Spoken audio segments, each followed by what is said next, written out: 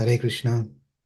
We'll continue reading from the Nectarean Ocean of the Holy Name by His Holiness Sacinandana Swami.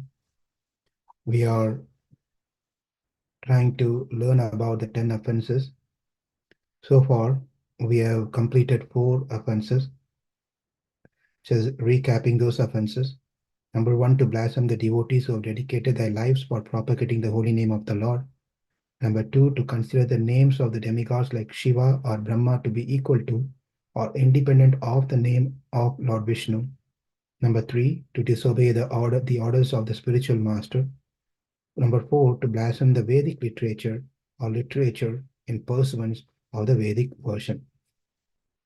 The fifth offense that we have to read, is the Arthavada, that is, to consider the glories of chanting Hare Krishna to be imagination or exaggeration. Some people consider it a great exaggeration when they read in the scriptures that by chanting the holy name only once, one is freed from more sins than he is ever able to commit. Did you not also ask yourself at times, I have been chanting more than once, but still I am full of so many faults. Skeptics argue that the policy to offer enticing results is frequently found in the Vedic scriptures, and thus the wonderful effects of chanting, as for example, that the chanter becomes free from anxiety or bear baits to motivate the reader. But the goal in Bhakti Yoga is completely different from attaining personal gain. It aims at satisfying Krishna. In other words, it is a matter of selflessness.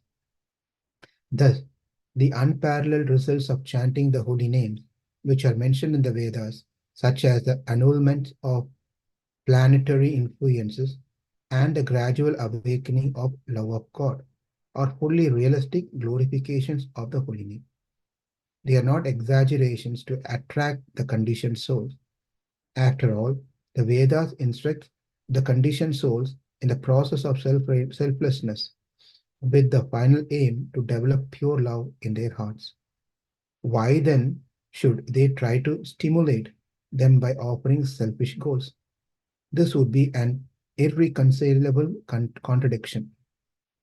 The results which are promised are bound to appear in the life of the chanter sooner or later. They are like seeds that are fructifying in due course of time. It depends on 2 factors. Number 1, the mercy of the Supreme Personality of Godhead.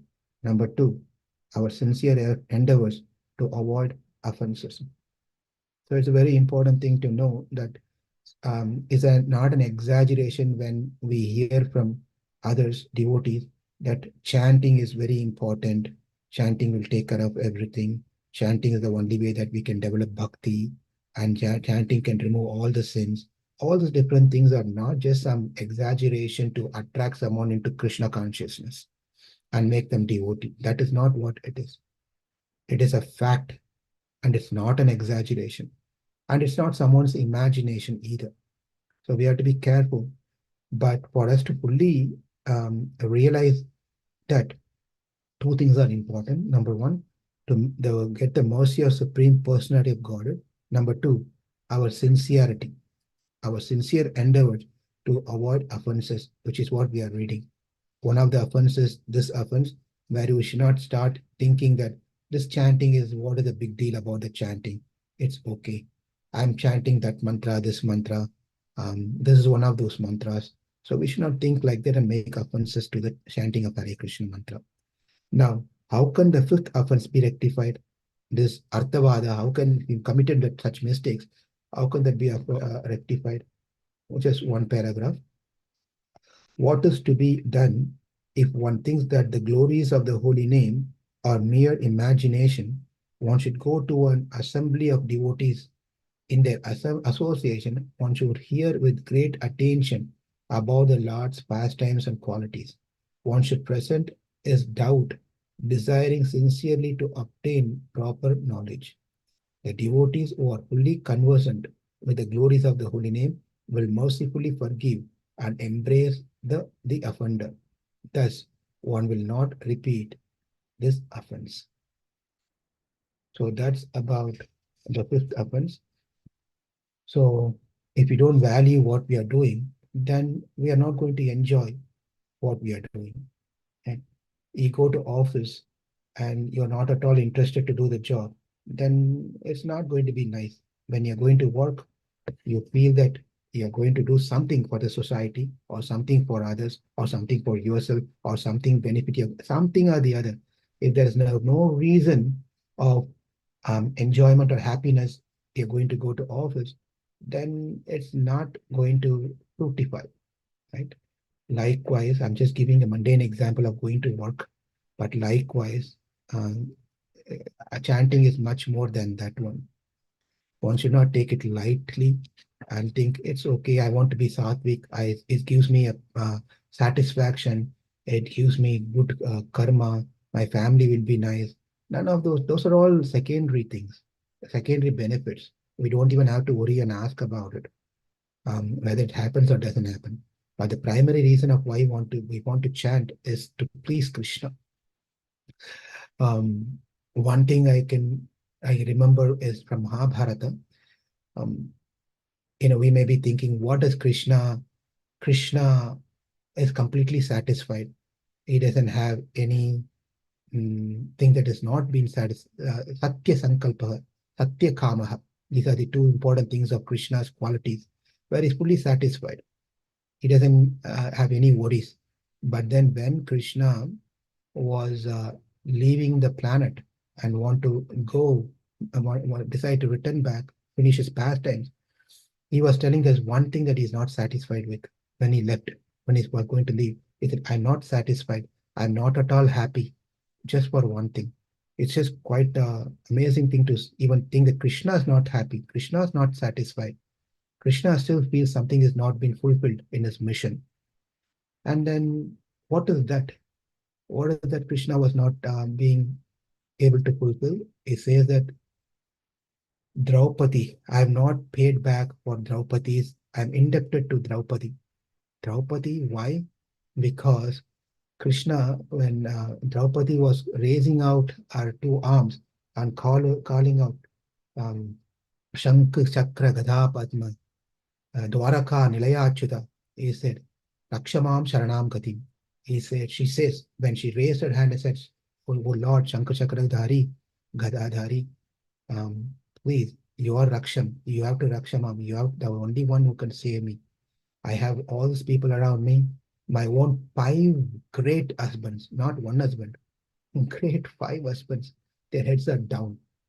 What about Arjuna, warrior, the great archer, Bhima, and Yudhishthira Maharaj, Nakula Sakhadev? Nothing. They are just can't do anything. Leave aside my five husbands. Look at this. Kulaguru, Dronacharya, Kripacharya, and what about the great Pitama, Bhishma? They're all just helpless. They can't. They are confused.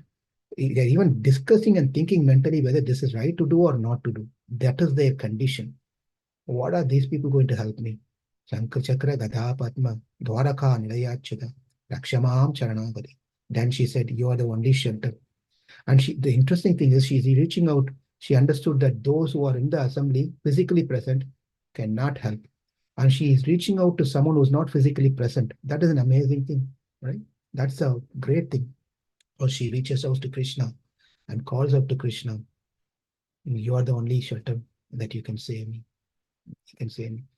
And Krishna, when he's departing from this world, he said, for that chanting of my name that Draupadi did, that intense chanting, calling out such a helpless condition, for that I have not paid back anything. I am not satisfied to what I did for her and her family. Krishna is saying this one, but then throughout Mahabharatam you read, it's all about Krishna completely becoming a menial servant, serving the Panchapandavas in every occasion for that matter. Without Krishna, they wouldn't have survived. But that Krishna who helped them in every stages in the stages of their life, he is telling, I have not done much to Draupadi for her to calling out my name in such a mode, such an intense, desperate need. In one of the story in life of Ramakrishna Paramahamsa, it is said one person who came to Ramakrishna Paramahamsa and he said, I want to become your disciple. Please enlighten me. And Paramahamsa said, Ramakrishna Paramahamsa said, please go and come after some time.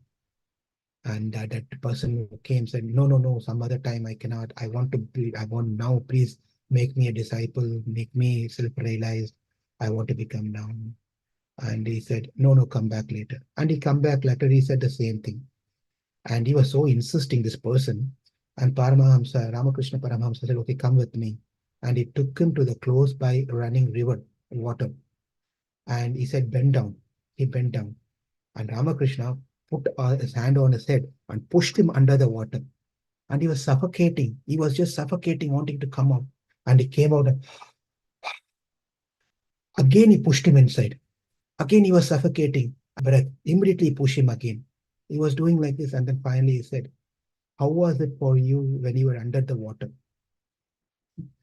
And then that man said, all I need was the breath. I just cannot. I was so desperate to have that breath, air. I cannot survive. I just need that. And Paramahamsa said, when you come to that stage of you can't survive without the Lord's mercy, He is the only shelter. That is when you are ready. What an amazing thing. We are all taking our Krishna consciousness so lightly. We are not in a suffocating situation. That is why we are not serious. And we don't want to wait for the suffocating situation to happen in our life either. We don't want. If that is the only way that we want to become serious in our Krishna consciousness, Krishna can do it.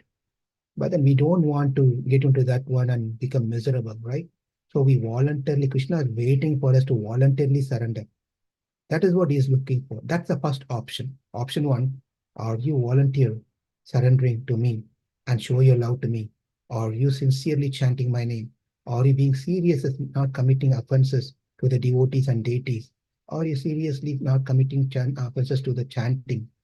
So Krishna is giving us lot of options, lot of opportunity. He's just letting us go, letting us go, letting us go. He's just letting us go. But then we are going to take it lighter and lighter and lighter. And then the father has another option. Another option is take the stick and tap it on our back. Slight slap. And that slight slap, that small tap on our back, we cannot take it. For us, we will think this is too much Krishna. This is too much Krishna, right? So therefore, it's important to become serious in Krishna consciousness. We cannot take it lighter. We just cannot take it lighter. I was just talking to one of the devotees here a couple of days back. He said, Prabhu, I asked him, Prabhu, are you ready for initiation? And the devotee said, there's no point in waiting any further. There's no point in waiting for any further. Day by day, my body is the parts of my body is breaking and giving an indication. What is the use of still waiting and waiting and waiting and waiting and waiting? I'm ready. I'm ready for it. What an amazing realization, right? This is a realization we should have. We don't know. We may think that we are young, we have time. I have to finish my certain responsibilities. I can do this one. Well, we don't know. We are gambling with our life. That's all it is. We are simply gambling with our life. So let's take life serious and become more serious in Krishna consciousness. I do not think chanting of Hare Krishna is something, one of those chanting of names. This is one of those chanting. It's not one of those chanting. It is one of those chanting we cannot find, which is very rare. Therefore, we take it chanting of Hare Krishna, Krishna Krishna, Hare Hare, Hare Rama, Rama Rama, Hare Hare, desperately, like how Draupadi chanted. And then we get attract Krishna's mercy. Thank you all very much. And if you have questions, we can talk later. Hare Krishna.